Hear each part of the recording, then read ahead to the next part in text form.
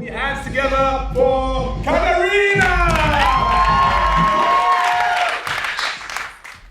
So I'm not really sure what I can add to this whole...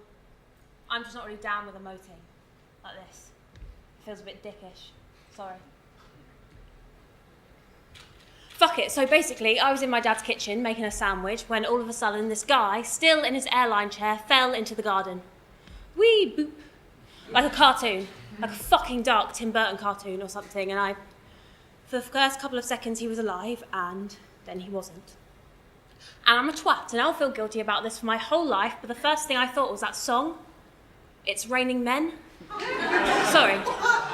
And I was just staring at this guy like... And then he looked at me, he caught my eye for just a second, and then he died. The lights went out quietly and softly, and the thing is, he looked so kind.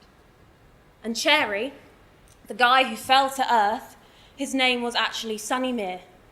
Sonny Mere, which is a really awesome name. And he was 47 and a doctor from High Barnet. So the passengers of the BU21 fell 4,500 feet.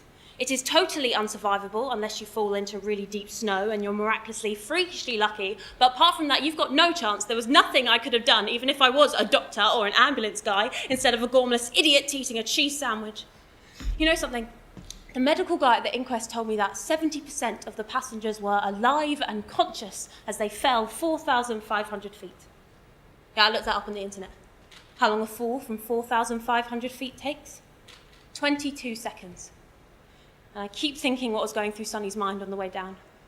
I keep timing myself, 22 seconds, 5 times a day, obsessively, and I try to reconcile myself with, like, death in 22 seconds, but I run out of things to say after 12, so what do I do for the other 10? Just go, whee, and enjoy the ride. Sorry. No, it was actually a lot worse than I was letting on.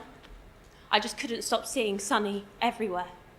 Like, literally, I'd be walking down the street and out the corner of my eye, I'd catch Sonny in a reflection of a shop or in a crowd or in a fucking bus as I was riding my bike, and it was fucking terrifying. And I tried to get a handle of it. It mostly happened in busy restaurants, tubes, etc., so I just didn't go out at all. And I was like, fuck, Floss, come on, you haven't worn outside clothes in a week now. Then I'd be like, oh, fuck me, as I count down and just sit down again because I was so scared. It was mental. It was actually mental.